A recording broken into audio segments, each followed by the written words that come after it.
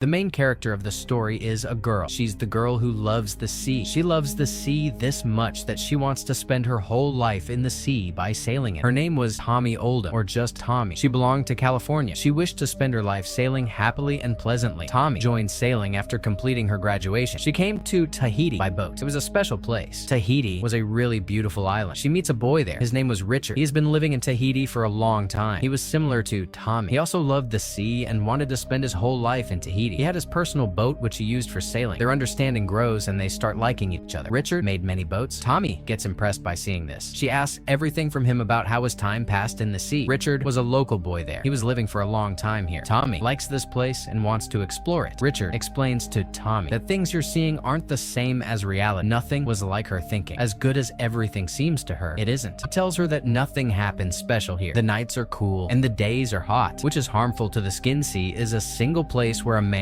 doesn't fall asleep. He continuously stays awake. He feels hungry at that time too. If a person is left alone in the sea, he starts hallucinating, meaning that whatever does not happen is visible. Richard was saying this because he had experienced this. He had gone through this. He tells her that the most beautiful thing I've experienced here is the sunset. Sunset is a scene worth seeing and it is very beautiful. He expresses that these emotions are indescribable. Then we see that they start loving each other. They live together in a boat for 6 months. Their days are passing like this. Then we see old friend Richard. Their names was Peter and Christine. They meet him. They also have come here from California. They had their personal boat, which was very beautiful. They had to go in an emergency. They tell Richard that they're going from here. They ask him if he can take their boat to California. They say that we'll pay you in return. Richard likes this deal and agrees with this. Obviously, he could see the profit and a lot of money on this. Richard and Tami both see Peter's boat. They like it a lot, and they accept the deal that their boat is really very beautiful. They buy the necessary items and get ready to go. They see which island we have to stop at. They begin their journey after thinking and deciding everything. Their journey is 4,000 miles long. 4,000 miles was a long way. Many days were required to complete their journey. Richard makes a big decision of marrying Tami. He proposes to her for marriage. Tami loves him too and accepts it. They are very happy, but their fate takes a turn. They feel a storm in the sea. Then they see a bird that came with a strong wind and has fallen on their boat. They have really no concept of where this pigeon came from. They don't see any corners. Clearly that bird must have managed to fly a great distance with the breeze. They are then warned on the radio that a hurricane, sea storm, is coming. Richard then decides that we will move in a different direction from which the storm is coming. We can get out of a hurricane just like this bird, Tami says, if we try to do so. Richard was not happy with the decision, but obviously they had to make any decision because they already had a lot of time wasted. The hasty decision they made was wrong. They realized their mistake when they realized this mistake when they saw a huge storm approaching their boat, and that storm is bringing huge waves with it. It is very difficult to overcome, and looking at these situations, they get very upset and try to handle their boat, but they can't. Seeing these circumstances, Richard asks Tami to go down immediately. Huge waves are coming. As Tami goes down, a huge wave of water comes and carries Richard away. Tami also falls there, faints. Their boat is completely destroyed. The next morning when she wakes up, she sees water and a broken boat around her. This incident made her injured too. She was badly injured. She was suffering from immense pain. Still, she manages to come out of the boat. She searches for Richard in her vicinity but fails to spot Richard anywhere. She starts calling his name. She thinks that Richard might have fallen down off the boat. She starts screaming by calling his name, but Richard doesn't come. She tries to convey her voice through the radio, but everything is ruined because of this stormy jerk. Water has entered electronics. Their boat was totally destroyed now. It is of no use now, and they are in the sea. The curtain that helps the boat to move forward was totally damaged. Without that curtain, that boat couldn't move forward. She was so sad because she had lost Richard. She sees a little boat at a little distance. That boat was placed on their boat. She feels that Richard was on that boat too. That boat was far away from their boat. If she goes leaving her boat, she'll get farther. Leaving that boat alone wasn't a wise decision. They think that what should they do? She looks around and sees a huge curtain. It was exactly like that curtain that helps the boat to move forward. She tries a lot to fix that. It was a very difficult task and a single person could fix this. This work needed more people, but Tami doesn't lose hope and she continuously tries, and at last she succeeds to wave this curtain in the air. After it, she starts bringing that boat to that little boat. As her boat reaches the little boat, she immediately ties her with a rope and jumps into the water. Then she reaches the little boat. She sees Richard there. He was injured and he scarcely survived. It was impossible for him to survive in this condition. Tami comes back to that boat with the help of that rope and brings Richard with her too. She puts him on the boat and sees a deep wound on his leg, but the most dangerous thing was the breakage of his ribs. But still, he survived. This gave her the courage that she isn't alone now, and Richard is with him. She is so hopeful. She bandages the injured feet. After this, she thinks of ways to escape from here. After this, we see that she carries water out of the boat